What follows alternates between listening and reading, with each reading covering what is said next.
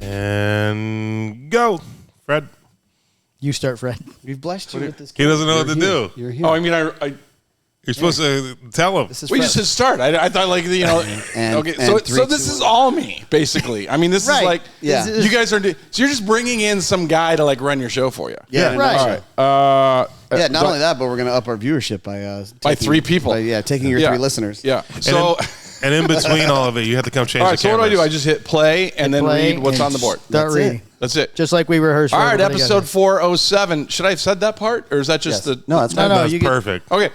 Episode 407. Welcome to Cigar Hustlers Podcast, episode 407. See, I probably shouldn't have said it out of the gate. Yeah. I'm your guest host, Fred Rewey. Yeah, that Fred, founder of Nomad Cigars, troublemaker with Illusione, and a guy who's been stirring the cigar pot for over a decade.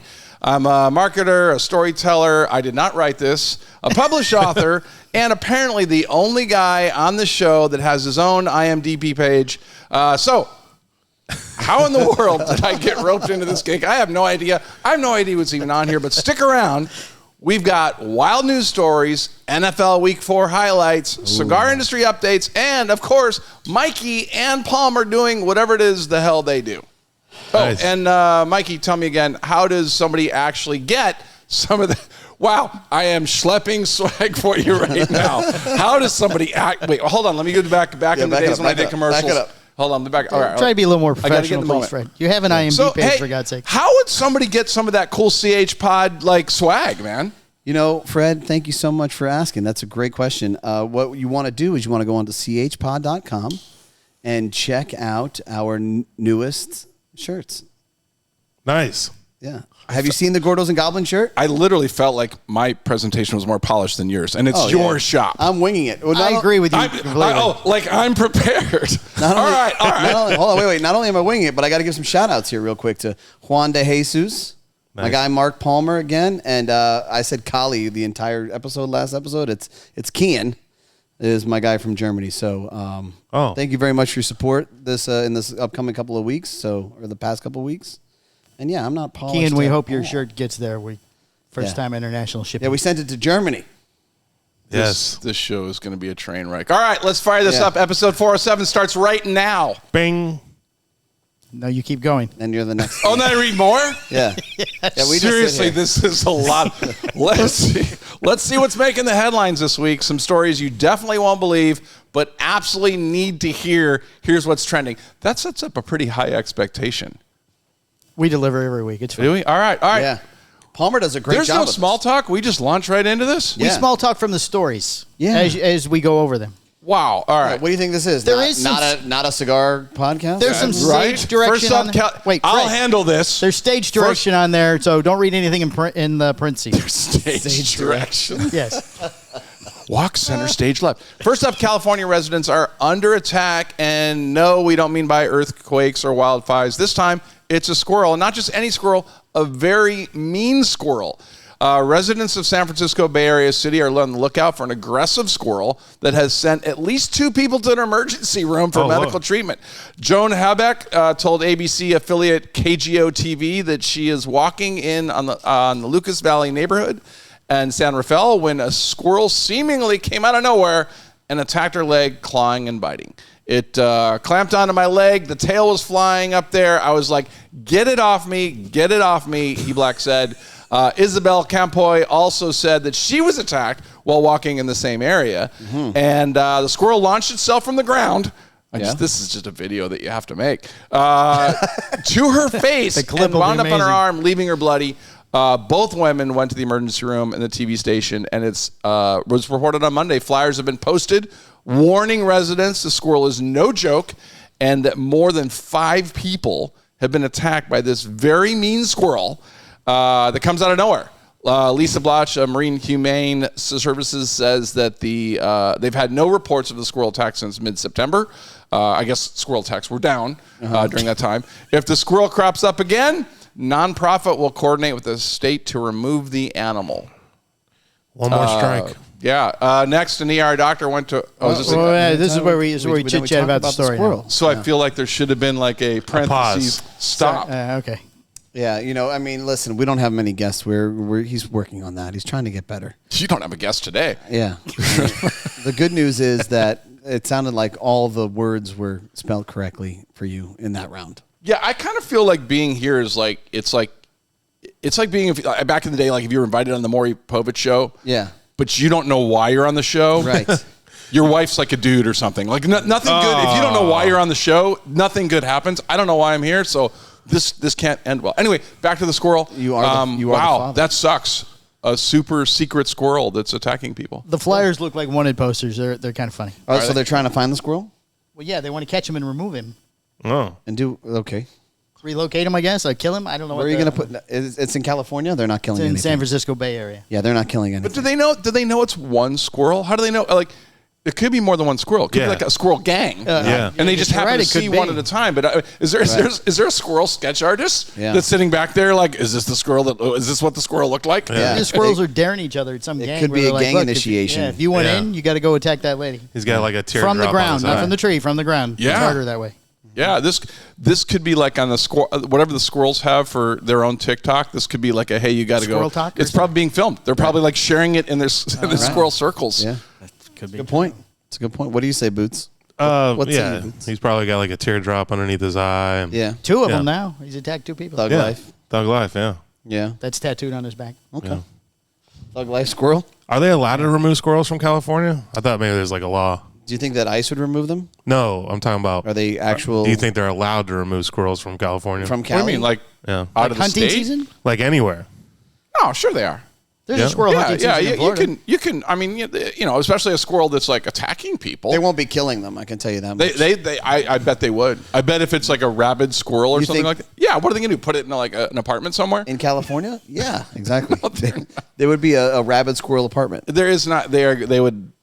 What's the humane euthanize or whatever? Euthanize, Yeah, yeah. they would do euthanize something. the squirrel? I don't know how they have the little oxygen masks to put over the squirrels to euthanize. Maybe it would be a lethal injection. so tiny. Right over his little nose. I don't know where they Just would breathe get in, those. Mr. Squirrel. It's Just gonna breathe. be okay. It'll all be Count over back in a from moment. 4. You can rest now. Go to squirrel heaven. Lots of nuts. So many nuts in squirrel. So heaven. many nuts. All right. Well, I hope they solve the squirrel mystery in California. Poor Isabella. All right. Poor Isabella. What's that mean? That was the lady that got attacked. Oh. There was two ladies. Yeah, you got so hung up on the squirrel, you didn't pay Forgot attention about to the the victims, You Mike. have to focus on Yeah. the victims. Victims of the squirrel abuse. Next, an ER doctor went viral for sharing the strangest thing he's ever had to remove from a patient. Let's just say it was seasonal, scented, and stuck. Mikey Boots, you want to guess what it is before I tell you what it is? Oh, this is what Palmer wrote on the thing? Seasonal, This is the stage direction. Did a scented, great job, Fred. Great job. Thank you. and stuck. And it was, removed from their That's butts. seasonal. Maybe it's like a pumpkin candle. You want to go with candle? Yeah. I want to go with, what do they call it? Like gores? Like the pumpkin gore things? You mean He Like means the a little squash. ugly A pumpkins? squash. okay, but those aren't pumpkin. They're like pumpkins squash. are. I mean, yeah, Yeah. Yeah, whatever they are. a squash. Yeah, those things. Oh, so you mean like a mutant pumpkin? Yeah. He wants a pumpkin squash. Oh man, I love it. Okay. So, I'd have to go candle too. Yeah. Chicago emergency room Dr. Kenya Oyasao shared that a common problem he encounters in the presence of questionable objects lodged in the rectum. Whenever I tell people I'm an emergency room doctor, they always ask me two things. What is the sickest thing you've ever seen? And what is the weirdest thing you've ever pulled out of someone's butt? I mean, that would be the natural question. kind of standard. Yeah, no, I would think so. I would think so. As a veteran of the strange, Oyasu shared that he's seen many people whose issues can be summarized as stuff up the butt. Yes. I mean, that must be his specialty. Yeah. It is. It's The totally a thing. unidentified patient confessed that he and his girlfriend got a little crazy last night, put something up there and unable to remove it.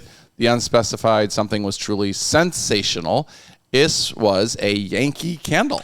Oh! And it was not the mini stocking stuffer variety, he said. I'm talking about the desktop jar and not just the top, but the whole damn thing. Wow. He declared ever in the professional. Okay. What a champ. Wait a second. Did it go up his butt or her butt? His. It went up his butt. Yeah, he's a champ.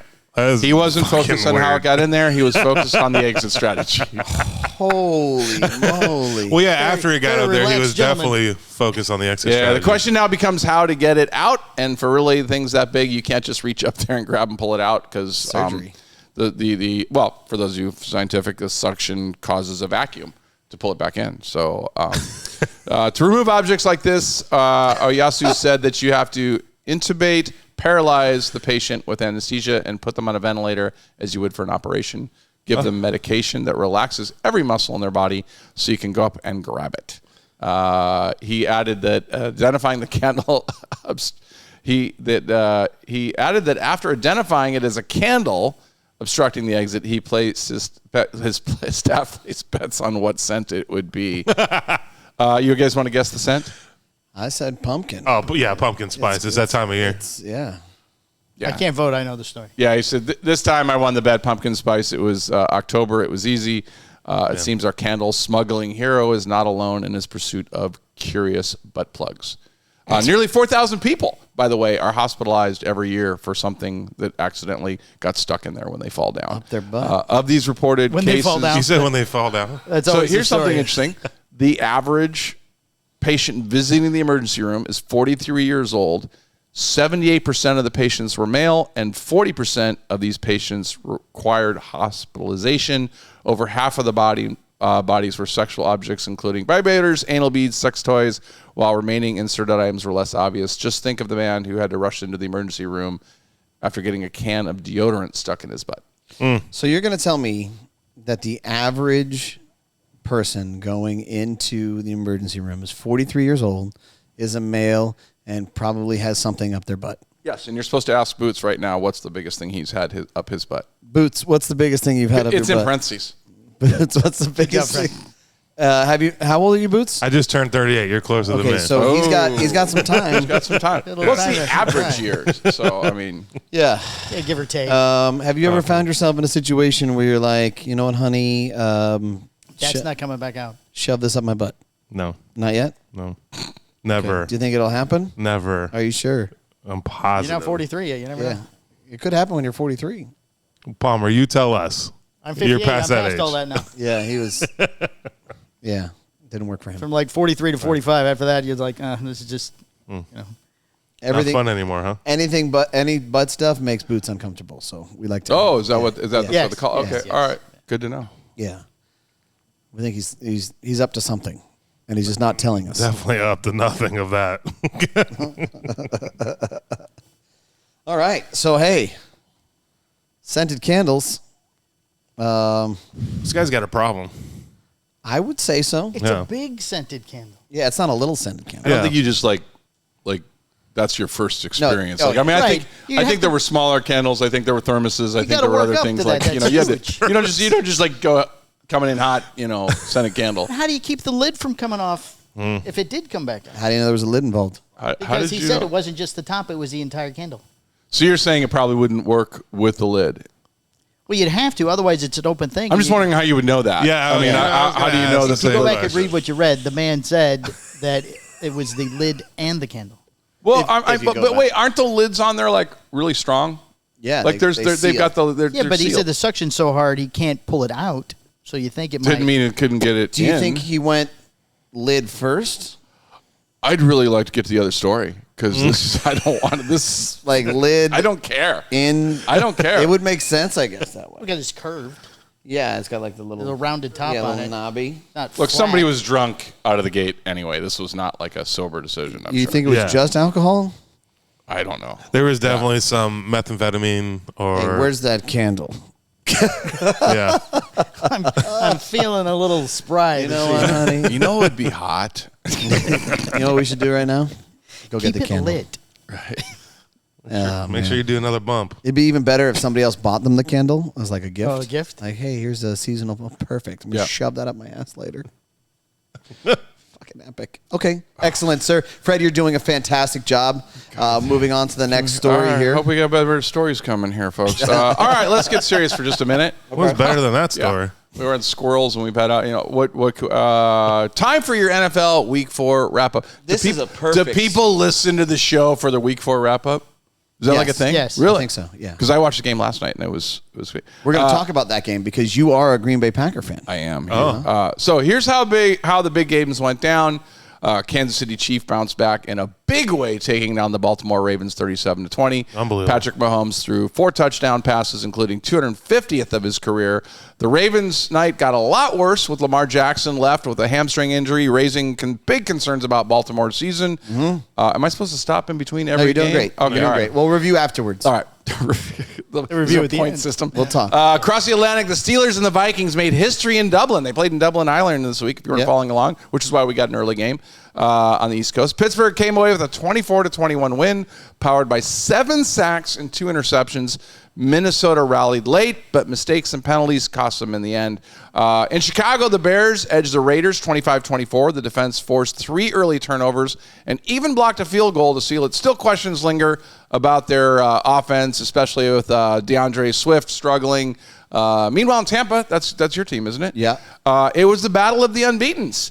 It was the Eagles jumped to a 24-3 lead, and they kind of held off a rally of the Buccaneers late in the game to a 31-25 finish. Yep. Philly stays perfect, proving once again they're one of the league's most balanced teams.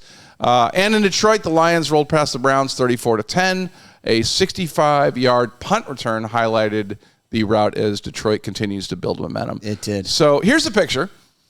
The Eagles and Bills remain unbeaten. Okay. The Chiefs are showing life again. Yes. And the Ravens' seasons may hinge on Lamar Jackson's health. So Week 4 reminded us kind of once more that the turnovers, injuries, and execution kind of make all the difference. Right.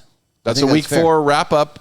Let's shift gears to see what's burning in the cigar world in a minute, because I realized as that sentence was... I haven't seen these folks, so I actually don't know where this is. Yeah, no, we just wing We are these done with Week 4 stuff. Okay. All right. There we go. So to kind of briefly surmise, for one, let's talk about the fact that now you can say that you're a Kansas City Chiefs fan again.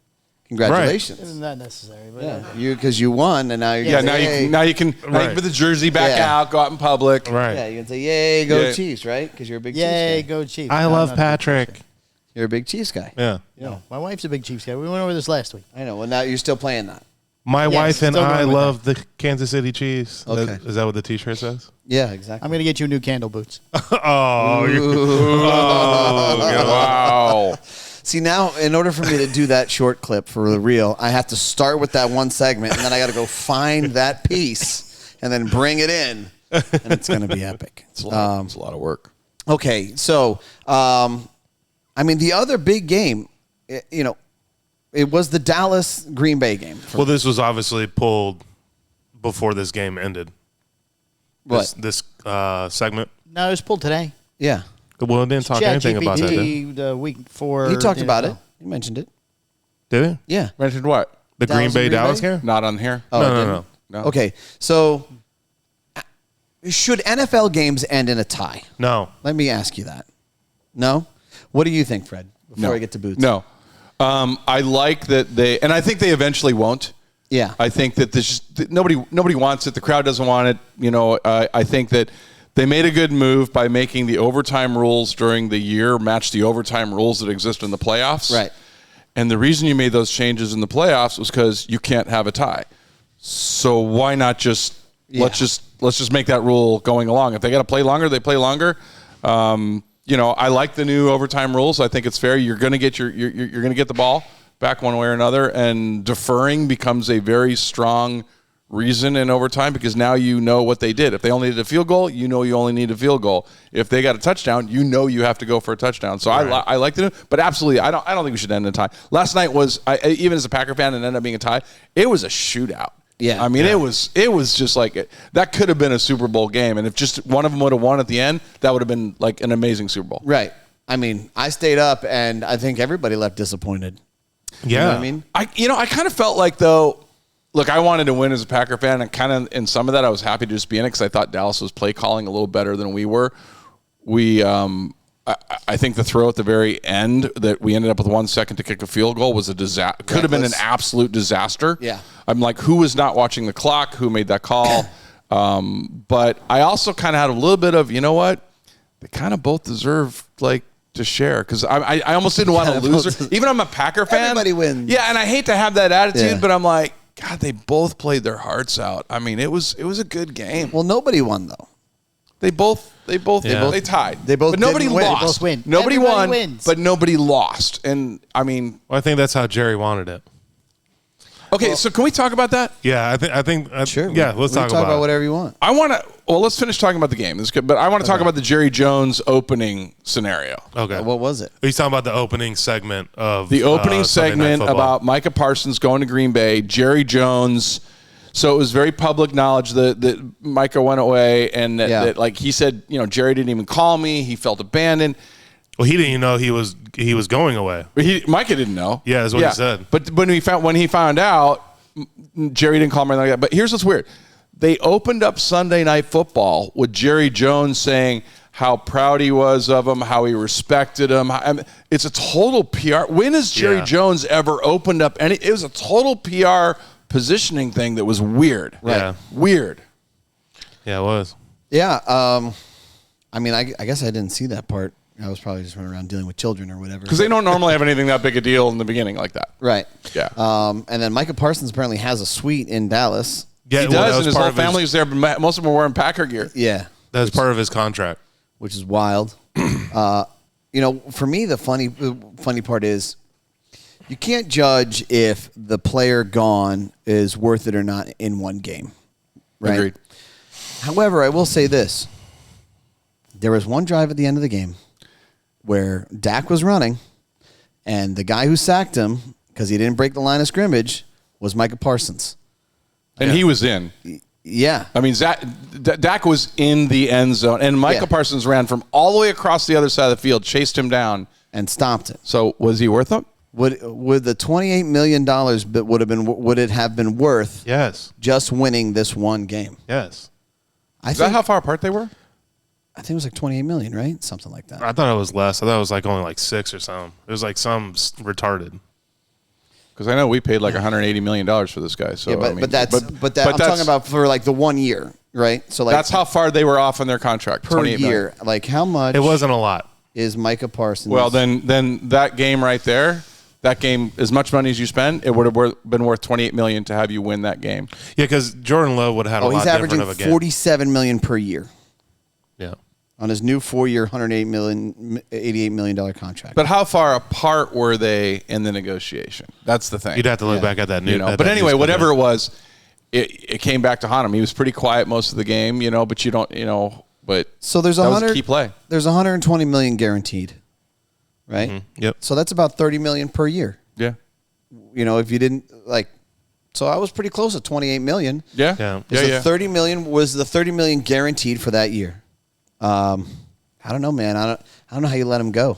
I don't know how you let him go. I don't know. I mean, look, everybody's looking at their dollars spent and stuff like that and what the value is, and they picked up a draft pick in the process, but I don't know if you're serious about building a team. And I don't know that was stupid money for Dallas to let him go. How do you let go of the number one defensive rusher on there? Yeah. For us, it's another Reggie White. You just gave us a young guy that is a playmaker. And the thing is even if he doesn't make the play, you got other guys that are good that all of a sudden aren't being double teamed because they're all worried about him. Right. Well, Dallas ran a lot of plays away from him intentionally. Exactly. Yeah. He wrecks havoc on the field. Yeah, I agree. First of all, you let go of Micah Parsons, but you kept Dak. Yeah. That's completely insane. You think Dak's that bad? I don't think Dak's that bad. I would pay Micah over Dak all day. I'd go find another quarterback. First of all, they need to find another quarterback. I don't know. I don't know about that. I don't think Dak's that bad. Honestly. He's not taking him to the promised land. You don't think so? You don't think he's capable? No. I don't know. I don't know. I don't know what Dallas' problem is. I mean, Dallas, every year we look at Dallas' roster and go, man, they got a great roster, and they never put it together. I don't know if it's a Dak problem or... I don't know. They got your coach. Yeah. But coach seemed all right. Yeah, the coach is fine. I will say this. At the end of the game with 2 minutes left on the clock, I don't burn those 2 timeouts. No. I let them score. I let Green Bay score. And then I go down the field with 3 timeouts in case anything's going sideways. They haven't been able to stop me. We haven't been able to stop them. Right. So why would I conservatively think that I should stop the clock here twice and then, hopefully stop them to a field goal? Do you think the NFL has gone away from instinctively play calling and stuff and more towards the AWS AI stuff from Amazon? I think that it's case by case. Think so? Yeah. I think when they're going into the game, they have data on the other team, but they're still calling. They're still making it. Yeah. Quarterbacks, if they have the ability, they're making a different play call right at what they see on the line. Yeah.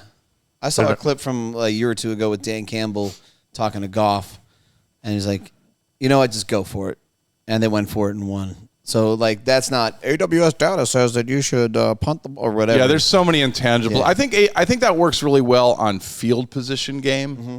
Not on a play-by-play necessarily. I think Mike McDaniels uses it a lot. That's why they're highly successful in Miami. What an attack. I'm just, maybe he should pay the $20 and get ChatGPT Pro. Yeah, exactly. Maybe the free version is not enough. He should go next level. This is a great cigar, by the way. Thank you. I went and bought a bunch of cigars upstairs. We should have guests on here all the time. This is, I did. I went upstairs and I bought cigars. That's amazing. This is, I think it's Catastrophic Failure. No. That's a San Andreas. That's a San Andreas. I just assumed all yours were called Catastrophic Failure. Yeah. I'm sorry. Yeah. No, I fell into which, that by the one. way, I love that cigar. I'm just giving you crap. No, this is the broadleaf. This is San Andreas. Excuse me. This is San Andreas. Yeah. Anyway. So let's stay on topic here before we move on. I know this will come out the day after the Monday night game is played, but if Mike McDaniels loses, I think he's fired, buddy. I hope so if he loses, but there is so much stuff in his favor right now. What's in his favor? The roster alone's better. Who? The Dolphins roster is better on paper. What is it? What are you talking about? On paper, they're better? Okay, tell me who on the Jets you believe is going to thrash the Dolphins today. It doesn't matter. You have a defense? Yes. Other than DBs. We got one. You got Jalen Ramsey? Oh, nope. No, we have Fitzpatrick. Okay. So you think the paper? Yeah, on paper. They're going to thrash. I think we're better on paper than the Jets. You think they're going to thrash? Yes. Okay. The Jets haven't been good on paper since Testaverde was first there. Bro, I got news for you. The spread's -2.5. Miami. Okay. That's not. Yeah, the spread was 3. really close on a lot of games yesterday, and that fucking got blown out of the water quickly, especially Kansas City Ravens, because the Ravens were favored. He pulled a hammy. Bullshit. Did you see him on the sideline? He didn't pull a hammy? I don't know, man. They say they confirmed it, but let's see how long it takes him to recover from a hamstring You can injury. walk around, Fred, at this point if you want. It's 3 to 4 weeks. I just feel like Miami's kind of in a building decade right now. Decade? It's a building. It's a building lifestyle. You can't just. That stuff doesn't happen overnight. He's not a good coach. Oh, trust me, I know it hasn't. I would say if he's not fired in the next 2 weeks, he won't be fired for the season. Well, if he doesn't win the Jets game, there's a lot of games coming up that's not going to be even close. If he loses this game, he's done. You think so? Yeah. If he loses the Jets game, I don't think. Who are they going to get? They're just going to stick somebody in there, move him up the chain. The guy that sits on the sideline looks like The Rock, their defensive coordinator. Yeah, whoever that It is. looks like The Rock. Yeah. And they'll just bump him up. I want the guy that looks like The Rock. I don't even care if he's qualified. Exactly. I'm like, let's bring that guy up. Right. You need a leader. Yeah. Let's bring that guy up. And I think there needs to be a public apology to Brian Flores, like a letter. Still on that guy? Yeah. I'm pissed. You should have. I'm not even a Dolphins fan, but I don't like to see a guy being mistreated. I'm pissed he fucked the pooch in Dublin. Yeah. Oh, yeah. Why are they doing the international games? Is there a reason? Why? Yeah. Exposure. Money. Exposure. Yeah. Money, bro. Eyes and ears. I think it sucks for the teams that have to go abroad and it's already bad if you play like a Sunday and have to play a Thursday game. When you got to jet lag your way over there, and I get they go over probably in a comfortable plane and stuff, but man, that's a lot to ask some people to do. Minnesota's lucky. I think if they go to England, whatever team loses has to stay in England. And they're not allowed to come back until they win. We just keep sending teams over there. It's like that's how we do it. Well, that's what's happening in Minnesota, right? Because Minnesota just lost in Dublin. Now they're playing London next week. Wait, Minnesota had 2 games abroad? Yeah. That's wild. you know what? I'd love to. I've never heard anything from like a guy that plays. Do they like that? Do they think it's cool? I wonder if there's some bonuses for them or something. I don't Well, know. but either way, maybe they like it. Maybe it's cool to like go to, you know. Didn't somebody just get robbed over there? Was that Jake Browning? I have no idea. People get robbed all the time. Oh yeah, everywhere. somebody did. I saw something about that. Yeah, one of the players just got robbed. Or they were attacked by a squirrel. I get it confused. There's so many why they stories haven't out seen it there in right now. I September. He got on can't the remember. Candle guy. That's called candlestick a maker. callback for people that are listening. All right, moving on. Okay. All right. So next, let's get into All the right, cigar so news. hey, we're done with that. Let's shift gears, see what's burning in the cigar world. Hector Becerra departs Casada. Hector is the national sales manager of Casada Cigars. He stepped down as of Monday, September 29th. In the statement, Casada said, he, with passion and dedication for which we as a company are very grateful. We wished him well in the future. No replacements have been named at this time, though the company says that it is in the process of finding a replacement, which will be announced before the end of the year. We have reached out to Mike Palmer, national sales manager, but we turned him down. In the meantime, we want to reassure all our valued partners and clients that you'll continue to receive the highest level of service and support from our dedicated team. Said Casada in a post on Instagram. We are excited about the future and look forward to sharing many great things soon. Becerra worked for Casada first as a regional sales manager before being promoted to national sales manager in April 2023. Prior to joining Casada, he worked with AJ Fernandez. I've met the guy. I was going to ask you if you knew him. I do. He's a hustler. He works hard. I met him first time I think I met him was at the factory at Casada, and we were just smoking cigars and getting his listening to his background. I wasn't there to visit him. He just happened to be there. Right. Little hung up on Lanceros. I mean, he loves Lanceros, and I'm like, dude, how about let's give Lansdale's a chance, but a little thicker. But I mean, he is a hustler. I mean, he really is. So okay, you've met him. Have you met him before, Michael? I don't know. I don't think so. Where do you think he'll end up, Fred? Since Fred's the one who has met him. So was he let go or did he retire? I think it was his choice. You think it was his choice? I think that there's a move. I think there's a move there. Yeah. I think he's going to show up somewhere fast. Okay. So where do you think it is? Top 3. Man, I don't. Let's go, Fred. I've only got one. Okay. Hit us. Casa 1910. Okay. With Jeremy. Yeah. That would be my first call. Interesting. I don't think, listen, I could be wrong here, but I don't think anybody is ever really leaves their job in this industry. I think that everybody gets cut one way or the other. God, I've tried. Well, you know what? Well, I mean, you left Illusione, to be fair, right? You said, all right, I'm done. Unless Dion said, fuck you, you're out. I still help. And Dion, I still help. So you're still there, kind of. I still help him. So you're like a satellite. I'm like behind the scenes. I just revolving. Every once in a while, help out with something. Somebody's got to do it, right? So, yeah. Okay, so yeah, I tried to shoot holes in my own theory. That band blue. I tried to shoot holes in my own theory, and that didn't work.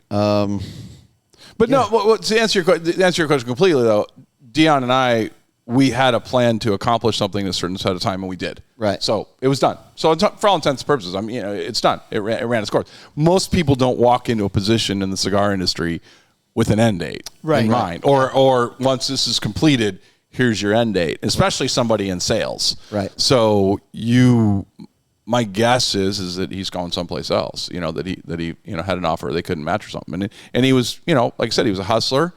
People, other companies start seeing people that are working hard and go, hey, what would it take to get that guy to work for us? It's just a matter of time, Palmer. I won't go anywhere, Mike. What if it's way more money? That stupid loyalty problem. Didn't we go over this in an episode one time? Maybe. Somebody would give us more money. I don't know what I had for breakfast. Oh, by the way, full disclosure, they announced Casa 1910 this morning. You're not supposed to give it out, Fred. Hey, let him find it later on his own. I can't do that. I want bitch. Okay, Fred was so then he wasn't let go. He had a better But at the offer. moment of this, in your world, this is all the news. You can talk next week about I don't. and you can say Fred nailed that one. Wow, Fred was amazing. Fred really knows his stuff. Look at that. Yeah, I don't get. I get my. Illusione fired him. I get my news from Palmer, so that's pretty much where it ends. Oh, okay. Well, He got his news today from Coop. His okay. bestie. Yeah, so he didn't get let Travel go. He got a better job offer. Yeah. Or he sees more growth or something. Who knows? I mean, you know this industry. I mean, how many people jump from one company to another? It's like, don't burn any bridges. You don't know who you're going to be working for. So Right. It's for money. They do it for more money. No, or opportunity. I mean, I've seen a lot of guys make lateral moves. It's not just the money. Yeah. You know, they either there's a personality or they just see more growth at another company or, you know, who knows? I mean, some of them, obviously, it's money and some of them deserve it. Okay. Cool. I mean, not Palmer, but I mean, I'm saying other people deserve it. Yeah. He's going to start paying us. Oh, we're almost at that now. It's pretty close. Pretty close. I saw your post that you were like in Facebook jail or something. I am still in Facebook jail. All I saw was literally Mike Palmer free, and I'm like, man, that's way too much money. Free Palmer. That just seems like too much money. That kind of. What is the reason? I didn't read the whole time. There was a photo I posted that apparently has sexual content back in November. Was it a Yankee 2024. candle? I don't know. They don't show you the picture. It absolutely was. That is another. They just say that's they took it another out. That's callback. another callback. And I also got hit by Instagram because I post everything on both. But you know what photo it is, right? No. He said it was he over. said It they was don't almost show a 'em. year ago. But I thought they don't show you.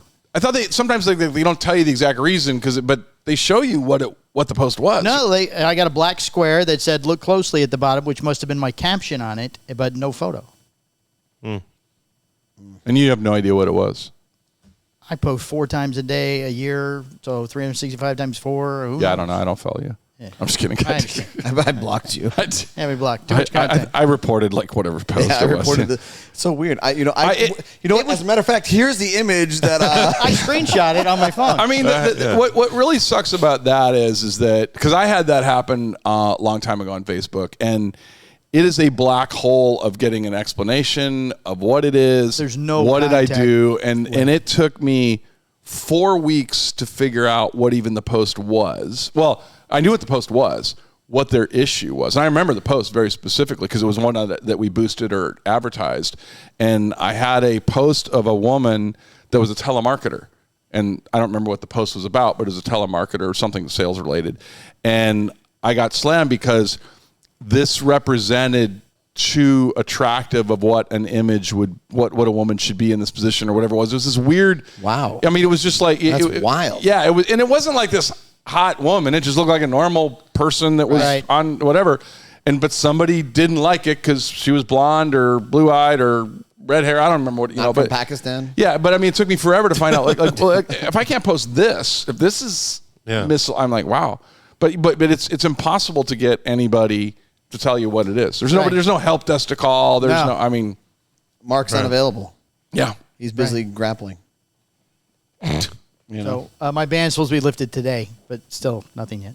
Nice. Okay. We'll just say tomorrow. So you're just like in Facebook jail, and I'm they in let you Facebook back jail. Yeah. for a post. How long ago? Almost a year, November of last year. Wow. You know what it was? It was probably one of those videos of you mowing the grass in your bandsit. Yep. That's exactly what it is. Yeah, that's what it Okay. was. This Yeah, banana. I I mean, offended somebody I would in India report, or I would something. report that. Yeah. Well, then Kevin Sheehan is like pretty much going to be in real trouble around 4th of July because he shows up in that like Right, the red, white, blue bikini-looking little thing or whatever. Right. I mean, True.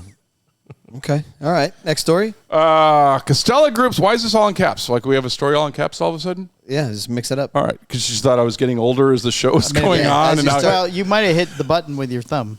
As you start to. Fade. I did not. I can see both of them right here. Thank you. Oh, Costella hold on. Groups Elevate. Am I pronouncing that I right? have no idea. We have no idea. What do we know? Gets a national release after debuting. Who There it writes is. these? I cut After and paste- I cut debuting and as paste, an buddy. exclusive Cut and release paste. for Casa Aficionado in Delaware, Ohio, in late July, Elevate from Costella Group is on its way to stores across the country today. Elevate is a single Vitola limited edition release offered in 6x54 Sublime Vitola that uses an undisclosed blend of tobaccos from multiple growing regions. Undisclosed. The cigars are made at an undisclosed factory in the course. Dominican Republic that has produced a handful of other Costella Group cigars. It is priced at $22 per cigar, $220 per box, with production limited of 1,420 boxes of 10 for a total run of 14,200 cigars. The quote is, Elevate symbolizes the encounter of a great traditions and creativity, said Renato Bernardo, president of EMT board and, oh gosh, I'm not going to. Do it. Bacahoa Group via press release when the cigar announced April 2025. Centuries ago, the Azores helped shape the global tobacco culture. Today. Through Castella, we're not merely preserving that legacy, we are actively creating its future. The line gets its name from the French word elevated, while companies say that élevé embodies the spirit of global creativity, craftsmanship, and the heart of Castella. If you'd have told me it was French in the beginning, I could have dropped that in a little bit sooner. Oh. So this brings up a couple questions in this, but please continue. Okay. What are your questions? I don't remember, so I'm stalling to remember what my question was on there. Well, we're not going to help you. No, we're just going to let you. Undisclosed. Undisclosed. Undisclosed factory, undisclosed tobaccos. Okay with it? Not okay with it? Talk amongst yourselves. The price we isn't do it. undisclosed. Yeah, I mean, personally, I don't know. I think that there's a way to do it to make it entertaining, and then there's a way to do it to try and sell on the lure, and that doesn't work. You know, like, Yeah. I think that it can be used in a cheeky manner, but when you try and do this, ooh, the factory is undisclosed. Like, that's like, seed. what we've done is we've selected tobaccos from all over the world. It's like, okay. Like, yeah, that's pretty much what we all do. Magic trick. You haven't said anything It's fancy. magic. This is a magic cigar. Yeah. Right. Yeah, this is Like Indonesia. that one guy that I always see at the Great Smoke thing down there. Yeah. What's that guy? The Is magician? that the guy that dresses like the magician? I don't even know who that is. He would sell the humidors or something like that. Oh, Mike. Yeah, Mike the magician. Yeah. Wears like the little Toreador jackets with all the sparklies on them. He worked at New Humidor. Well, it was a humidor company. You know exactly who he is. Okay. He's got like right. his got hair long is hair. like slicked back. It's all slicked He's back. got long hair, way more money than any of us.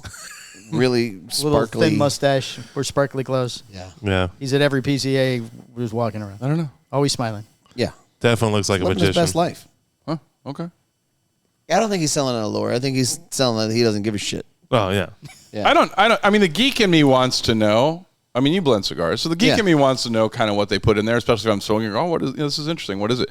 But at the end of the day, I think I'd rather know factory more than I'd like to know blend, because I always have told people, look, pay attention to what factories you like also, because obviously you pay attention to your manufacturer, but you know, we've smoked cigars. All of us have smoked cigars for a long time. We can smoke a cigar and kind of go, okay, well, this is Pepin's signature. It's probably a Pepin, or this is AJ's, or this is Skip's, or whatever, whoever it may be.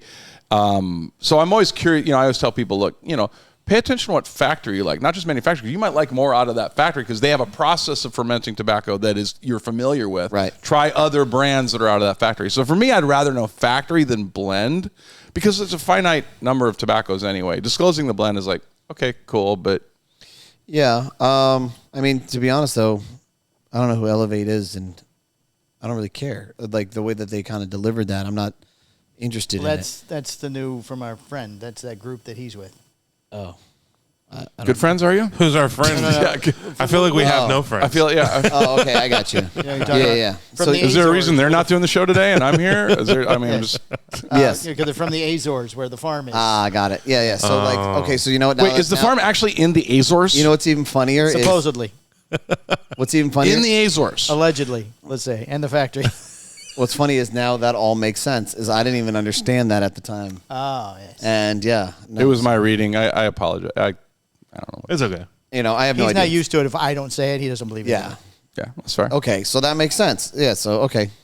But it might be that they don't know. So yeah, and I'm not. It might be that no, they don't know. Or Yeah. I mean, We found these. Let's just say they're ours. yeah. It could be a I mean, combination. there's some reasons to not disclose a blend. I mean, not because you have some secret tobacco that nobody has. It's Right. like you don't want necessarily someone to make a prejudgment on it. It's like if I made some killer cigar out of all jalapa and a Habano wrapper, and I disclose the blend, you go, I'm not gonna try that. It's all jalapa. But what if it's like really good? What if I had taken different parts and different years? Different I mean, primings. so I see reasons for it of just measure the cigar on the cigar. I mean, when I first started in the industry and I was trying to sell my cigars, Sam Lucia told me to like take a cigar into a shop when you're trying to sell a retailer. He said, take the band off and say, hey, smoke this. Let me know what you think. So they're not prejudging it. We all prejudge cigars. You give me a cigar from somebody and I'm going to look at the band. I already have this institutional memory of what I think of the brand, Sure. what I think of their cigars, and it is going to taint what I taste a little bit.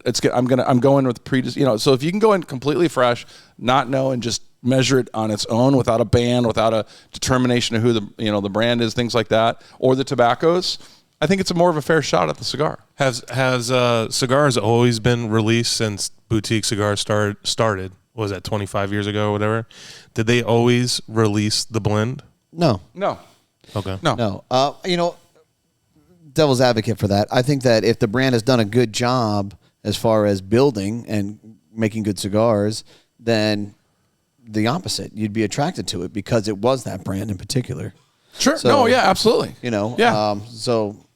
Prejudging in that case makes sense.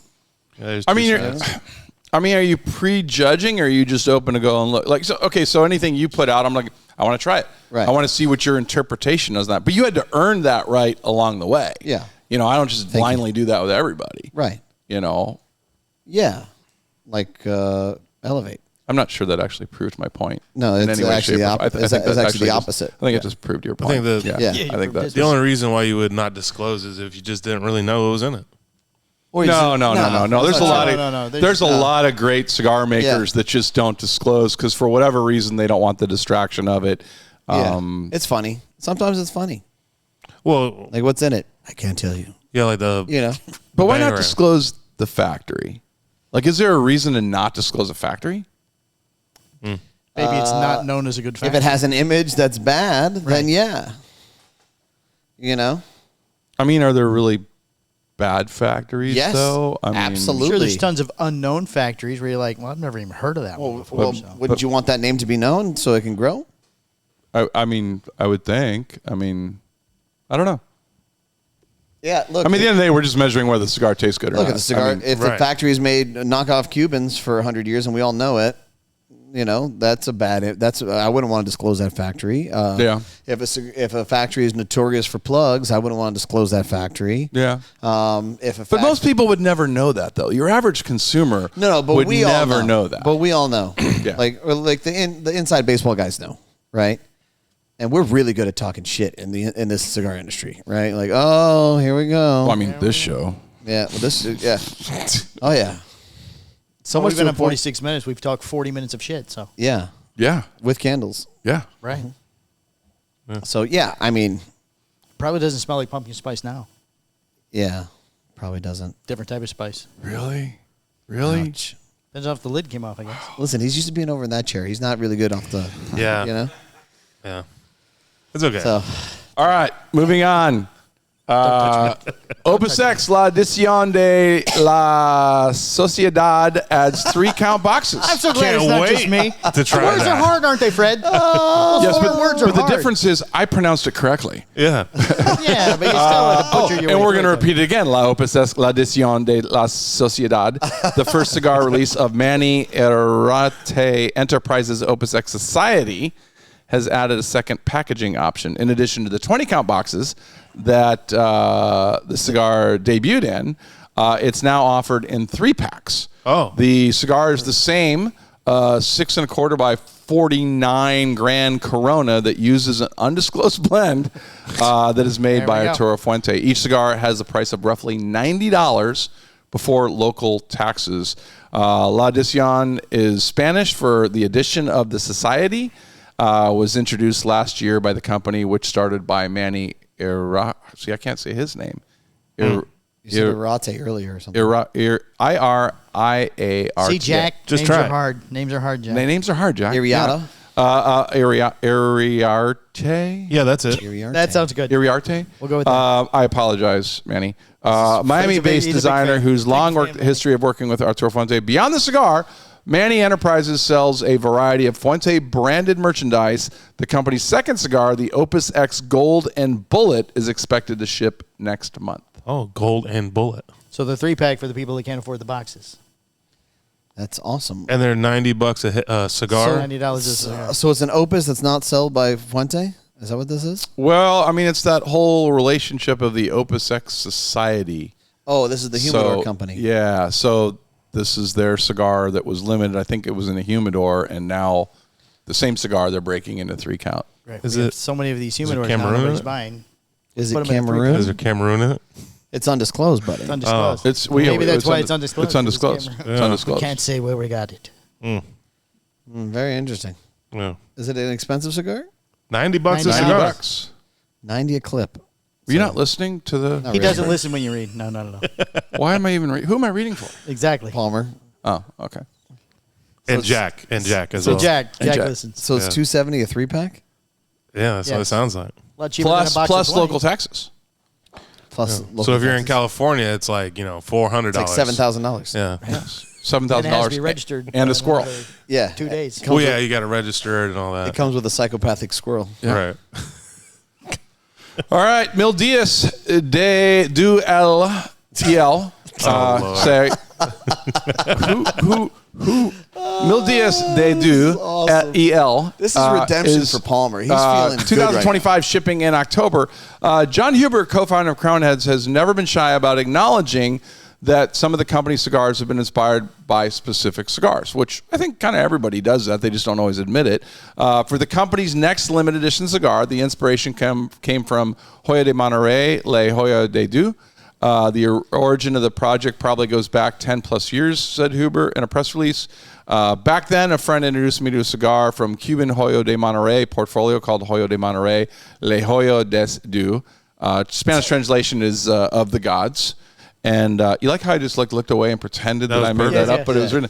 That's just professional teleprompting right there. The cigar was IMDb discontinued in 2014, That's why he has the IMDb. and I remember that I ended up asking my father Cigars to make me 2 bundles of 2015 Las Calaveras blend in that exact size, and I gifted him a bundle and kept one for myself. I finally remember how great the cigar smoked and how much I love that size. Ever since, I've had that cigar in the back of my mind, and I was always looking for the right opportunity to put a Crown Head spin on that Batola.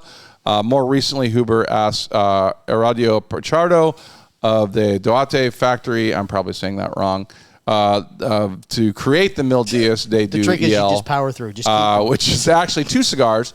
And so this is a box. I've seen the box. So the box comes out.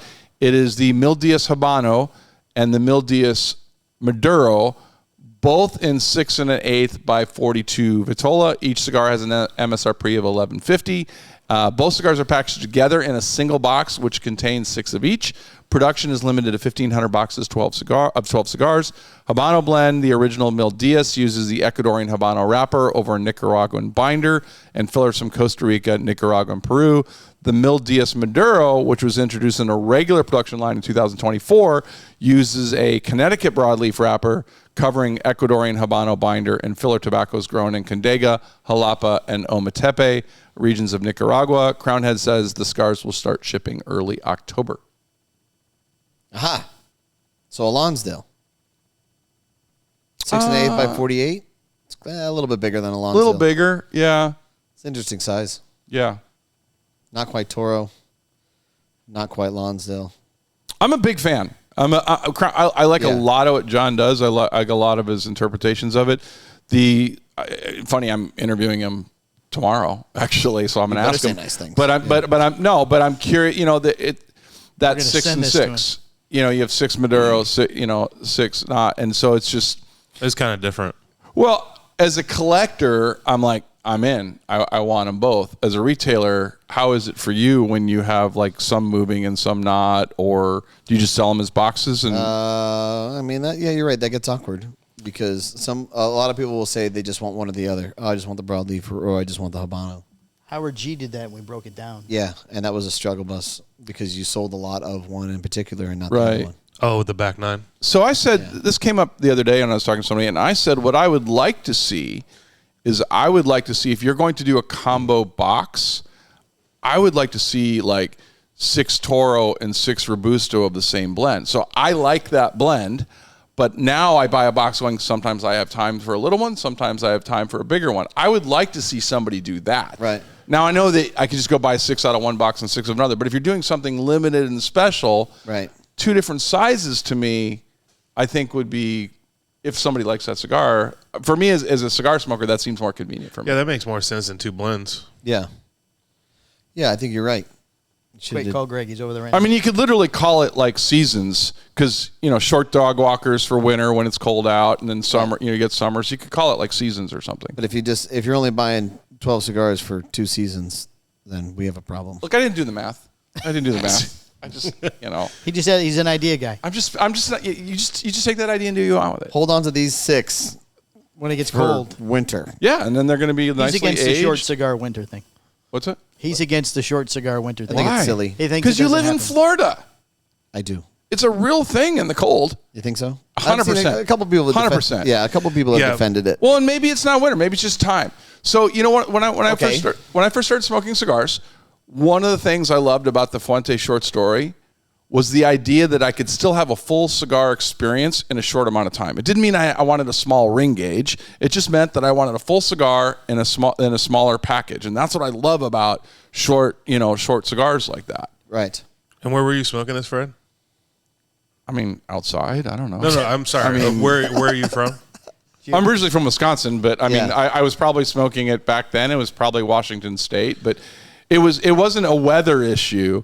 It was more, Just the experience. I got 45 minutes before the family's ready to go or whatever, and I'm like, but I want to have a real cigar experience, not just a little tin that has a tiny cigar. Right. Man, I'll be honest with you. What you were saying, how you're against the winter cigars? I'm just smaller cigars for winter. Just doesn't make sense. It doesn't make sense. When I went to Minnesota with Tia, Yeah. my bottle froze in my truck when I got out to go to the gas station. Right. I'm good. There's nothing you can smoke You're in not that smoking amount of anything time. No. at all. I mean, it's got a real thing if you're up Yeah. north and it's winter and you got to go outside to smoke or whatever. Yeah. It's a real. You're not grabbing your Churchill and going out struggle. there, because what happens is halfway through you are now power smoking to get back in the house. Right. Yeah. I mean, that's Hypothermia set in. Yeah, I gotta get the fuck in there. Yeah, Romatron explained that to us, and he smokes smaller ones usually during winter, and I respect his opinion for sure. Absolutely. Let me ask you a question before we go to the next story. please. Do you have like an awkward kind of unique pairing that you really like? I'm not talking about like my bourbon with my cigar. Right. Is there a particular cigar that you say, hey, you know what? I drink it with this, and it's absolutely awesome? I don't think I do. Nothing. No. I mean, a lot of times I'll have Diet Pepsi, but I mean, It's kind of standard. yeah. I mean, that's not. Yeah. I don't think I have a weird There's no pairing. weird one? I really don't. I mean, I don't think.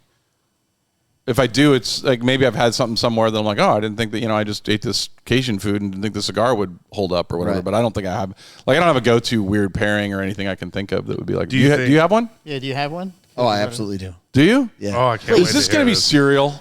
No. Oh, 'cause I was like, You're close, though. I like Pop-Tarts and, Winston Churchills. No. Yeah. Only Ghost Pop-Tarts. Wait, what? What are Does Ghost anybody else Pop-Tarts? want to go Like before I go? by the company I don't think Ghost, anybody else has the one. energy or I don't the have one. They have Pop-Tarts? GNC. Yeah, Ghost has Pop-Tarts. Ghost? It's a Pop-Tart flavor? Yeah. The adults are talking here. Sorry, go ahead. What's your weird pair? The most wild pairing that I have that I love is I'll drop my kids off at school and I'm on my way to the gym and I'll smoke a Posania Justice, Corona Gorda, and I'll drink, it's called pre-gym black cherry. Okay. And it's all right. absolutely the best pairing that I ever made for cigars, period. And there's something about like the sweetness that offsets with the cigar. It's just bar none. Oh, see, cherry. Yeah, Okay. I like So- cherry All All right. Coke. I could see that. It's wild. Yeah. It's I wild. think we're going to see more interesting pairings. Like, so did you see at the show this year, Abina, that was making the sodas? And he made I think there's 4 of them in the line. Oh, yeah, what's I know his what you're name? talking Just about. sign We covered him. that story here on the show. Yeah, before. and it's they're good. Like I kind of went over there. I'm like, I'll try these or whatever. And so he sent me a case, and I was pairing them, and like they're non-alcoholic, they're sodas, but they all have these unique flavors. I could see getting some of those going on there, Right. And I think that'll actually pick up. Now you can add alcohol to them if you really wanted to. Isn't Right. Gene Simmons making some type of That's soda it. now to go No, with? that's it. No, he's No, it's a different. The That's other with, he's talking about is different. Arganosa. Yeah, he's that's with doing it. Aganorsa. Yeah, But It's- isn't it a soda type product though? I think so. Yeah, I think it is. Oh, so the gentleman you're talking about is different than that. He has his Right. own company. It's called Abina. He's a cigar guy that decided to do craft sodas that Right. were specifically made to pair with cigars. And I thought they were pretty good. They're definitely very interesting. Yeah. Okay. I like a soda more than alcohol with a cigar. Yeah. I think alcohol takes away so much from the cigar. Yeah. I think the alcohol is just too strong. Yeah. I don't know, man. I mean, I was in DR with Herklotz, and Herklotz he had the Suma, and he did a rum pairing with it, and it was like, I think there's very few good pairings. Right. But man, it elevated both of those things. I mean, so I think that, but I think it's probably a short list that really does. Just because you drink Balvenie Doublewood doesn't mean it goes with every cigar. Right. You're familiar with it, and your taste buds can separate the cigar from that because you're very familiar with it. But true, really good pairings, like I said, the Michael Herklotz one, I'm like, wow, this just elevated both of these. Right. That makes sense. All right, carry on. All right. Saga Gem Series. Ambar debuts at Intertabac 2025. Last week, Intertabac 2025 trade fair in Dortmund, Germany. De Los Reyes showed off the Saga Gem Series Amber. Ambar? I don't know. It's A-M-B-A-R. Is it Amber or Ambar? Amber. Sounds like Amber. Amber. It's the first release in the new series that is inspired by gemstones, so it is Amber. In this case, Amber. Blend-wise, it uses a wrapper from the Ciabo. I am so bad at Ciabo Valley. It's undisclosed. Yeah, no, it's in Dominican Republic over Dominican binder and fillers from Dominican Republic and an unnamed country in North America. Unnamed country in North America. Nice. Okay. Press release from De Los Reyes describes the cigars as medium bodied. It'll be offered in 3 vitolas, each of which come in boxes of 20. Saga Gem Series, Amber Robusto 5x50, the Amber Toro, which is 6x54, and the Amber Corona, which is 5 5/8 by 48. De Los Reyes says it is still finalizing prices for individual markets, but likely the cigar will be between $17.70 and $23.50. In Germany, they will begin shipping to non-U.S. markets next month. De Los Reyes plans to have them available in the U.S. before the end of the year. In a unique twist, there are 10 different secondary band designs which are placed in a specific order within the box. When that happens, the bands create an image that shows amber. Even though the cigar has not been released yet, it's been allegedly ranked as Coop's #1 cigar of 2026. He likes Saga cigars. He's a Saga fan. I love Saga cigars. Do you? I think they're very underrated. Only because I just don't feel like they have a huge. You gotta have a boots on the ground. You gotta have somebody out there doing it. But I mean, they make some. I think some blend number 7 is one of my favorites. I think they make some fabulous cigars. We had one on the show. I don't remember what it was, but it was terrible. We didn't like it. We didn't like it at all. Really? Yeah. Was I here when we had it? Maybe I we don't just think had I've the ever wrong one. smoked this before. Maybe. I like the cigars. Yeah. I think it was his cigar of the year that year. I don't know which one. Can't believe this. You tell us which ones we need to smoke, and we'll smoke them. Blend number 7. Blend number 7. Yeah. Okay. I mean, they have a lot of good. The short story ones are good too. Should we get it from? Or the short. I'm sorry. The I was gonna say, well, you got they have not a short story. They're short tails. They come in a cool box. They come in a really cool box. Are those available at Paul's house? Can we go grab some? I don't know. Probably. I mean, maybe. Yeah. Yeah. Okay. Could be. You got a lot of It's probably some in my house. One of the humidors, I'm sure, has them. Well, we got to get some. Paul have a key to your house? He does. Oh, good. He does. Perfect. He does have a key to your house. All right, go ahead. All right. Mirafel Cigar ships the 2025 Creation Liberté. Mirafel Cigar has shipped the second incarnation of a limited edition that debuted last year. The 2025 Creation Liberté is a 6x50 Toro made by Mirafel Family's Cameroon wrapper, covering an undisclosed binder and undisclosed filler. According to the press release, the tobacco used in these cigars was aged for several decades, and now that we have an abundance of Cameroon, we'll be making the cigar for many years to come. Wait, no, sorry, that was reported from a different show. A total of 1,226 of the 2025 Creation Libertés are being released. Each cigar has an MSRP of $124.50. Wow. That's $124.50. The cigars are packaged in 2-count wood coffins. I'm not even going to try to do that word, which once again has included a numbered lithographic artwork. Mirafel Cigars says that the proceeds from the sale of cigars will be donated to the Premium Cigar Association and PCA to help Joshua new clothing allowance, is what it says up here. Creation Liberté is a unique Mirafel Cigar Master Blend, honoring the funding the invaluable contribution of those who have and will join the efforts protecting our industry and our rights, said Reinhardt, Vice President of Mirafel Cigar, in a press release. The cigar debuted last year in the same 6x50 Vitola and with the same production numbers, albeit at a slightly lower price of $120 for each cigar. However, the proceeds from those cigars were donated to several different organizations around the world that defend the individual's rights to enjoy premium cigars, including Cigar Rights of America. So it went up $1 this year? Went up $4. Oh, I thought you said 123 to 124. I thought it was 120 to 120 to 124. Oh. Do you listen when he talks? You literally wrote it. I didn't write it. I cut and pasted it. I don't You read cut it. and pasted it, yes. I don't And you read these expect me to read it. Right. It's wild. Yeah. The first joke you put in there, though, it didn't land. What was that about? Some Joshua other, Bershi? No, that one was funny. That no, was one some before. other. Oh, some other Thing show. reported it, yeah. I forget what the thing was. Yeah, reported by some other show. You forgot the joke? I forget what the joke was. Oh, good. Sure I did.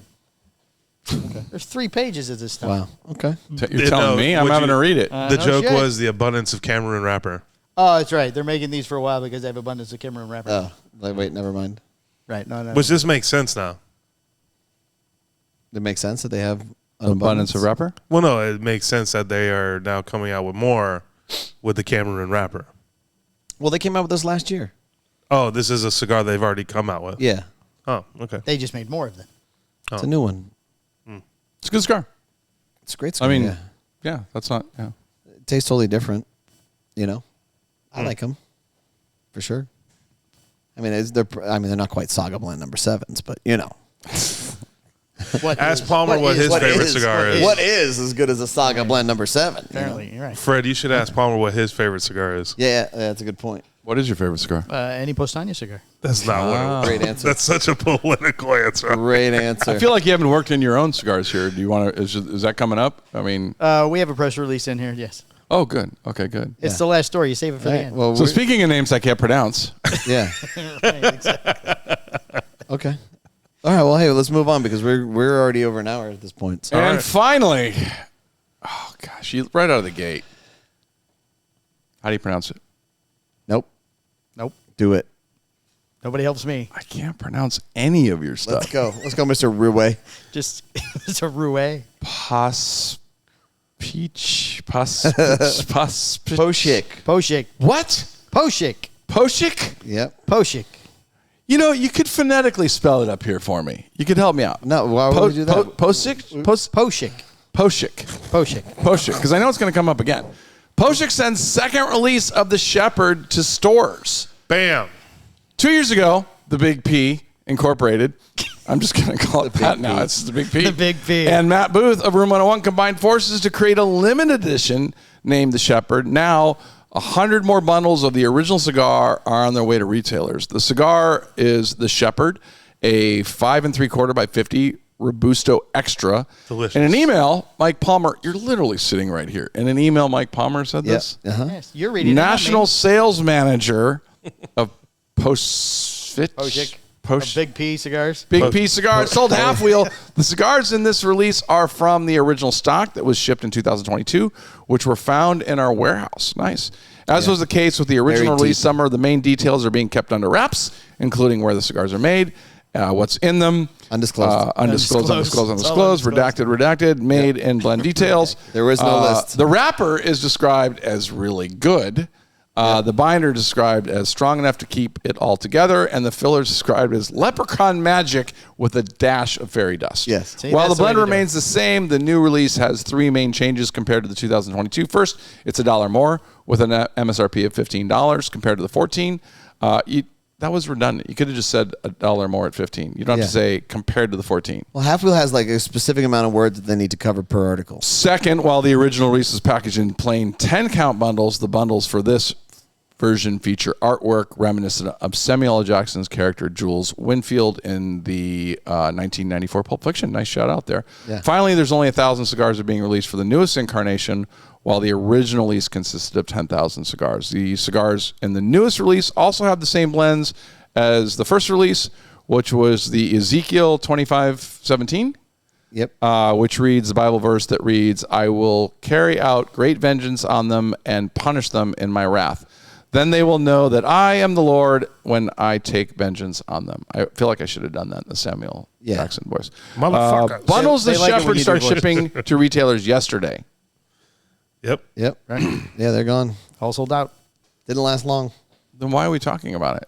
because it's fun. Because it's going to hit the stores. But that's- consumers are finding Yeah, them. we Oh, want- okay. yeah. All right, that's fine. We got to take care of our Okay. people, buddy. That's fine. See, but that's how you undisclose some information. You know what I mean? Yeah. The binder is strong enough to hold that's something how together. you undisclose Yeah. information? Yeah. Or is that how you disclose information? That's how you disclose undisclosed information. Okay. There all right, you go. Okay, all right, that'll work. Is that that'll better? work. Yeah. Yes. That was not redundant. The Department of the Redundancy Department? Right. That's a really good department. That's a really good department. It's a really good department. And Okay. now the main. Oh, should we talk about your cigar more? Or No, I think that's good. I feel like we have to give it its due. It's your show. Well, it was so good, it's gone. I don't really care. It's done. It's gone. Yeah. You don't care because it's all sold. Yeah, it's gone. It's all sold. It's a great cigar. Everybody's going to love it. And Go smoke it. there's only a small amount of them. And, we didn't even get to But that is cool. So you just found these in the warehouse? You just Yeah. found some Yeah. extra ones? Cleaned them Yeah. up, repackaged them. Yeah. Out they go. Put a cheeseburger on it. Good to go. That's It's a great cigar. You never had it? No, I have. But normally, the undisclosed end up like Caldwell's Lost and Found or something. It's cool that you found your own. Yeah, it's nice to Yeah. find Oh, our we own. don't let anybody in the warehouse. Yeah. Okay. Now the moment you've been waiting for, the end of the show. No, the game that keeps the industry talking. What's the score? So you're going to switch with him now? So here's your host, Sit here. Mike I have it on my Palmer. Oh, okay. Oh, That way he can play. Am I done with this? I am done with this. Yeah, Just you're get done. to- You're done with that. you now. have completed your job. Completed your job. Excellent job, Fred. Thank you for all Wow. the Great job. mispronunciations. Hey That was Jack, great. I'm not going to make funny anymore. It's hard. Yeah. it's hard. It is hard. It's hard. Teleprompter. It's hard. Jack did a great job. He did. Well, I think he speaks better Spanish than Fred and I both. So Well, that's very true. That's very helpful. true. yeah, it's very helpful with the names and on the words. All right, so you know the game. What's the score, right? It's where you tell me a cigar and we guess what half wheel score was it? Yes. Yes. Yeah. Yes, you get 3 clues and the final thought. Perfect. You've seen the show, Fred. Perfect. I have. Well, I he's- do. he's- I do. he sat here and Watch watched the, it I do live. watch the show. I do listen to the show. Perfect. I listen. I don't watch it. All right, everybody ready? Yes. All Do you right. know the answers? No. No, I'm Does the Wait, one wait, who knows. wait. Is this on the screen in front of Fred? No, there's I have it on nothing. my I'm phone. looking at episode All right. 407. All right. Fred gets to play that way. Okay. All right, first cigars from September 28th, 2025. Patrick Lagreed is the reviewer. It is a General Cigar, Honduras. It's the Cohiba Rubicon Box Press Robusto. Ooh. Now, if you stay up on the articles on Half Wheel, you may know the score. It's an 88. Do you know that for real? No. Is that your first guess? My first goes to 88. Okay. Michael? I'm sorry. Was I supposed to make it more complex in my No, guess? no, that's no, fine. all That's right, fine. all right. I like All that. you know now is what cigar? I It was like definitive. that. Boots, go ahead. A Cohiba? Yeah. It's a Cohiba. Patrick. I'm So in we do one with from an the current, 84. and then we do one old one. All right, Boots says 84. Ooh. I'm going to go 87. All right. It's the Cohiba Rubicon Box Press Robusto. It's from Honduras. Factory's STG Donnelly. The wrapper is Ecuadorian Habano. Binder is USA Broadleaf. Filler, Dominican Republic Piloto. Honduran La Entrada and Jamastran Valley. And it's Nicaraguan Esteli.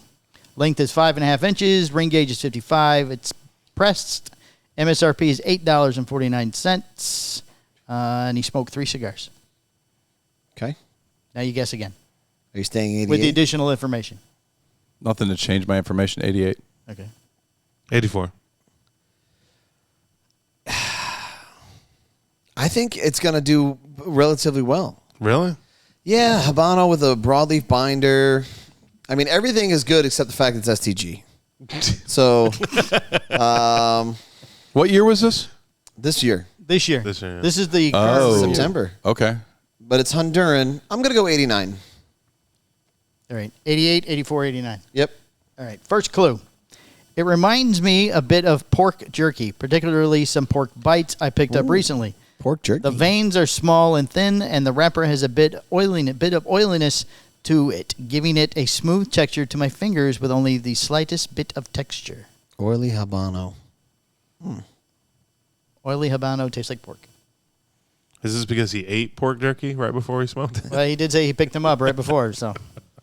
So odd. Okay. 89. Okay. Oh, Fred likes the pork jerky. He went up. 89. Okay. What You had me at pork. Fred's a foodie. He loves pork. If he had said bacon, he would have said 97. I mean, it's right now. It sounds like a solid blend. I mean, I like the combos in here, so I'm going to go 89. You know, and I like the size he's smoking. Yeah. I like the. I mean, I understand the way you guys are voting for your numbers on this. Yeah. Because It's literally the point of the exercise. Yeah, that's exactly what it is. It is about the numbers. Yeah. The Cohiba's probably going to do good with Patrick because Patrick would rate this cigar high and then, like a Padron low. Okay. So, yeah, I'll go to 87. Ooh. Okay. Boots just jumped up there. You stole my number. You. I'm Can you not have two of the people? No, I can. can stick 89. Yeah. I'm going to go 90, though. What the hell? All right, next clue. One cigar also has the smell of a pouch of pork jerky with a bit of a sweet teriyaki glaze standing out. Ooh. The cold draw on the first cigar is firm and also not forthcoming with flavors. It has a bit of sweetness, but not much else, with no pepper to be found across the 3 cigars. Okay. I'm gonna drop down to an 87. Oh, wow. Okay. Boots? I do like my number 87. I think I'm going to stick. You going to stick 87? I'm going to slide back down to 89 since you... Does he get that one up? Yeah, I mean, there wasn't a lot... Listen, I don't think that the cold draw is going to affect the overall rating. And, the fact that it doesn't have spice, I don't think that changes anything either, to be honest. So I don't really think that you really gave us too much information there. I'm just going to pivot down one because you moved, so... All right, third clue. The second is livelier with the pepper, hitting my nose and my taste buds just from puffs while retrohales amplify the sensation. The third cigar isn't as lively, but also doesn't have the creaminess and richness, instead offering a bit of pepper and chili pepper spiciness to a dry, toasty profile. Chili pepper dry, and then pepper in the first one. Not so much for no spice. Yeah, I'm back to my original 88. Going 88. Boots? Yeah, I feel like he's going to rate this super high, man. 89. I'm going to go 89. Fuck him. He stole my 89. I'm going to stick 89 for right now. Yeah. All right, final thought. Last one. This is the second time I've smoked and reviewed a value-priced Cohiba, the other being the Cohiba Blue back in 2017. And I have to say, I have been impressed both times. Neither cigar is perfect, and each have their rough spots, but none are total detriments to the experience and may end up smoothing themselves out over time. In the case of the Cohiba Rubicon Box Press Robusto, it's the earthiness which doesn't quite feel dialed in for my palate and which can get a bit excessive at certain points. But the rich, lush creaminess and balanced peppers are both standouts, while the dry wood flavor is enjoyable and stimulating. If only a bit mouth-drying, construction was generally good, though I can excuse the combustion issues, something I also hopes works itself out. But make no mistake, the Cohiba Rubicon is an enjoyable cigar, and it gets a recommendation from me. Damn, that's tough.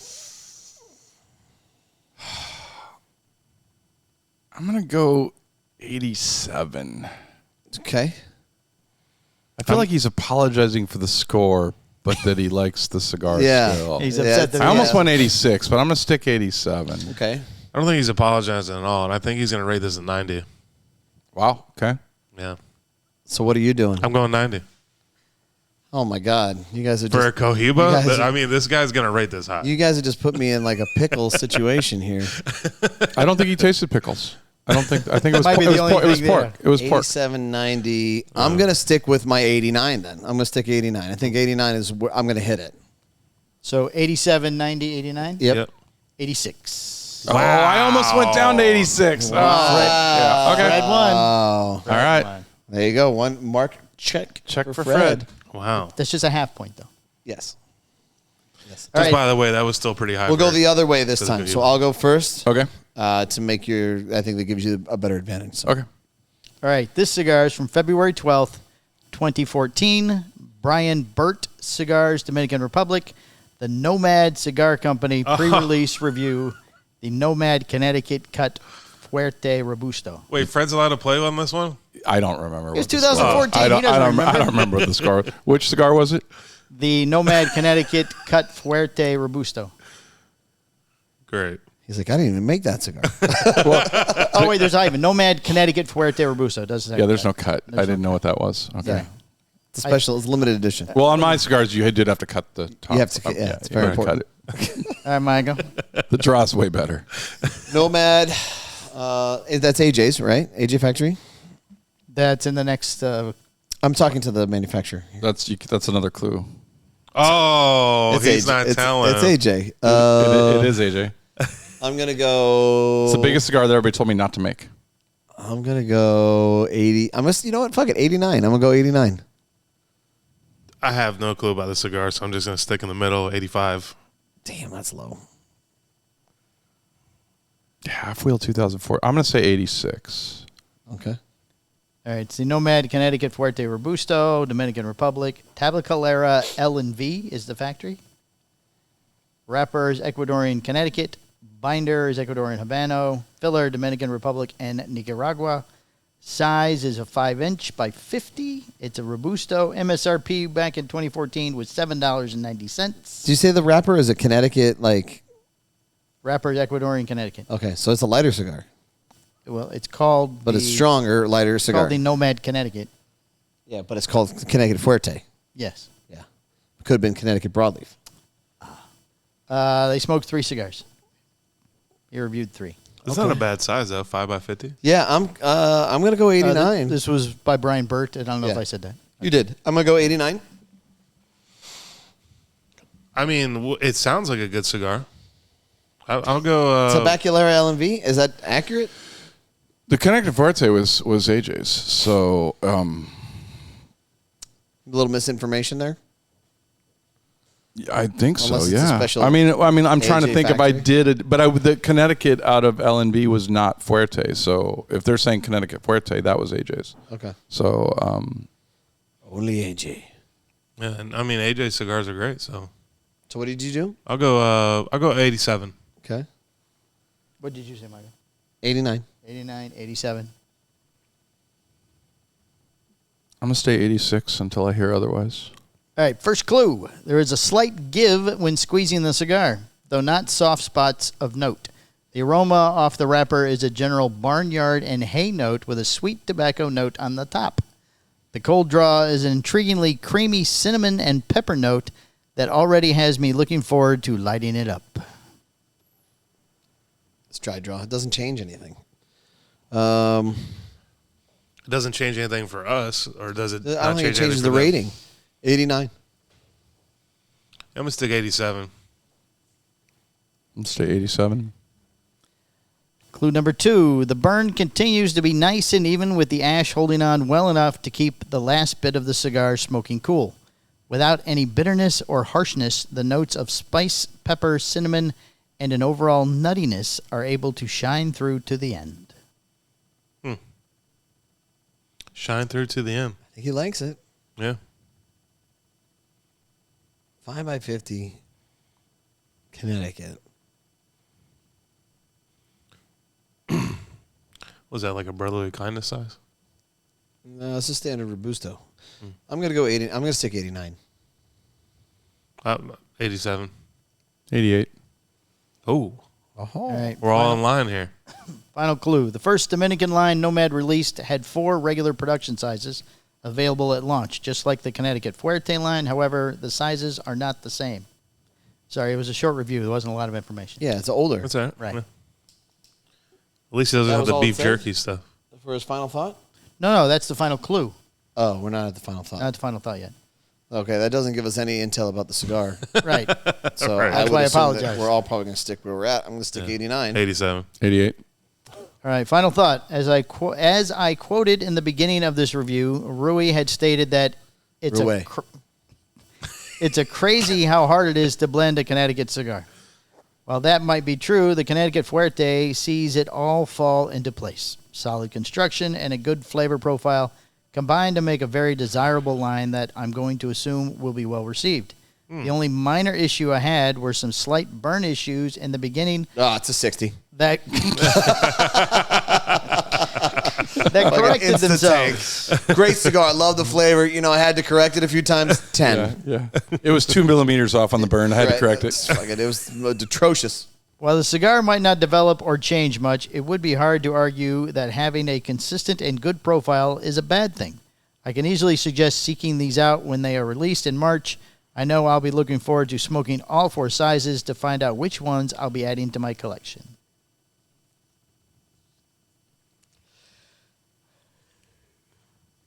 It's not my week. 89. I'm going to go 89. It's going to be one of us because it's definitely in the 87, 80, 89 range. You think so? Yeah. Okay. His number is good. I don't know if it's 89 because that's almost 90.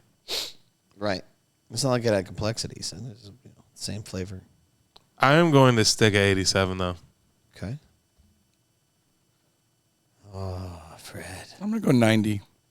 I'm gonna go Damn 90. it, Fred. It's a 90. Oh. Red wins it. I did. I don't remember though. I really don't. It was 9 years ago. Or I don't remember. I really don't. That's a good score for Half-Will. Yeah. Yeah. I think I remember now saying, it was a 90, which is basically 120 on anybody else's scale. Right. The Connecticut Forte was the cigar everybody told me not to make. Like, I was all proud of it, and it was the Connecticut Forte was out of AJ's because I remember being in the house and a bunch of retailers were down there, and I gave them all to try it, and they all told me you can't make Connecticut with it has a little bit more to it because I put some Ligero in it. And the idea was I wanted, I didn't want all Connecticut's to be just mild and no flavor. Right. I thought it could still have flavor, but still be in the mild category. Right. And everybody said, don't make it. They said, you're too new. Don't make this cigar. And I'm like, screw it. I like it, so I'm going to put it out. Sounds like I've never smoked one of these cigars ever. Yeah, you got any more left? Yeah, I have some. I think I have Lanceros in it. at Paul's house? Yeah. Also at Paul's house? Paul probably has more than I do. I've heard him say, that he has more. He does. He has a lot of the boxes of things that I did that were great cigars I can't find anymore. That I did have some blends were really, really good, and then some of them are just okay. And Paul's sitting on probably he's got a box or two because I'd always give some to Paul, and he doesn't smoke them as fast, and so he's sitting on a pretty good stash. Huh. Okay. Hey, we got a listener of the week. Tell me. Gavin Bong. from Espinosa, and it's also his birthday. Happy birthday, Happy Gavin. birthday. And we hope you got your car fixed. Hope you got your car fixed. And we have a shop of the week. 2 guys in New Hampshire. 2 guys. Don't they have a new name now? Is it still 2 guys? No, they are renaming it. 3 guys. 3 guys, yeah. No, it's still 2, but Silent investor. like 2 guys tobacco or something. Yeah, yeah. It wasn't cigar shop. I think it's like 2 guys tobacco or It something. was like 2 that. guys smoke shop. Now it's 2 Yeah, guys I think. tobacco. Yeah, I Right. think there's something like that. Yeah. Okay.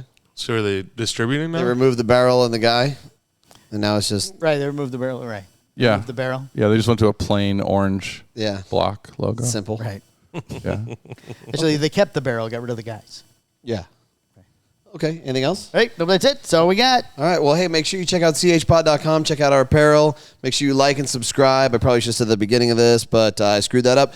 And thank you very much for watching. Fred, thank you Fred, so thanks for much. sitting in. Thanks. This was fun. Yeah, we should do it again 10 years or so from now. In another decade. Another decade. We're gonna review a Nomad from 2020 at that point, or no? No. When was the last time you made a cigar? 2000. Well, the blends that came out 2018 were all done in 2017, probably. All right. Yeah. So 2018 was your last release. Yeah. Well, Fred's coming on the Patreon too, right? Do you miss it? I do. I miss the blending of it, but for me, Nomad became bigger than I was prepared lifestyle to do. Right. I mean, originally it was one blend and it's following my journey. Then I went to Nicaragua. Then before I know it, I had 16 blends, 40 some odd SKUs or whatever, and it was just turning into a real job. And it wasn't why I got into the industry, on the road that much and everything else. But I liked blending. I used to think, when you look at somebody, the blenders, and they go, a million different blends out there, like, how do you have that many blends?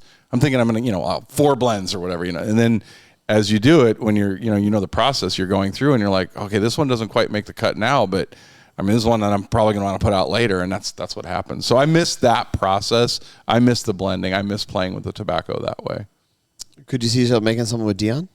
No, I would never get in Dion's way. No. No, because he's that good. I mean, that's next level. I mean, me, I would just stumble my way through it and, you know, mix tobaccos until I'm like, this tastes pretty good. No, I would never do a cigar with him. What if like you made a cigar with him, like you made a cigar and said this looks pretty good, and then he put like a finishing touch on it, like a collab? He's one of those guys that I think you just let him do what he's good at. I think that there's nothing I could add to that process with him. But, okay, yeah, I understand that, but I'm not talking about him. I'm talking about you. Like, would you want to make a cigar? Yeah, would you ever make another one? And you know, if I made another one, it would just be because, you know, cigar press, and we would have our own cigar that we would just like give out in events or something like that. That I would do that again. I would do that and just, you know, blend a cigar and stuff. But I don't want the business of it. It's just so hard. I don't need to tell you that. But I mean, it's a grind. Yeah. Do you like the media side of it more than the making the cigar? They're different. They're totally different. I'm still trying to figure out the media side of it. It's just I've been in the industry so long and I've seen so many sides of it. There's a benefit of being on the media side, and it's fun. I mean, and I know all these guys, but Thor largely does pretty much all the reviews as far as putting a number on them. Because my thing is I like all these guys. I've known them. I've hung out with them, had dinner and stuff like that. Y'all get 94s. Can we move on? Right. I mean, you know. Okay. Cool. All right. All right. Well, thanks again for coming on. Yeah. Thanks for inviting me. We're gonna have you on. Like 2, maybe 3 years, not 10. 10's right. too far. I'll be here. If I'm dead by then, there'll be no use. No way I'll be able to do. Well, now I know there's a teleprompter I have to read. So yeah, now you're prepared. Yeah. So I still will mispronounce most of it. Maybe like 3 months. Yeah. 3 months, maybe. January, maybe. Yeah, January. maybe 2026, January 2026. Oh, good. Sure, we can have short cigars because it'll be winter. Right. Yeah, we'll have small Right, right. cigars. Gotta have short Yeah, ones. in Right. Florida, it's winter. Yeah, Short tails. Yeah. yeah. All right. Okay, All right, let's we gotta go. Thanks, guys. Thanks. Welcome to the Cigar Hustler Podcast, the show brought to you commercial free. But a massive shout out to our amazing patrons on the Patreon. Thanks to your unwavering support, we're able to do unfiltered, unbiased opinions. All things cigars, personalities in the cigar world. Your backing makes it possible for us to keep it real. Our listeners, cheers to you. If you would like to become a Patreon member, go to www.patreon.com and search the Cigar Hustler Podcast. That one up.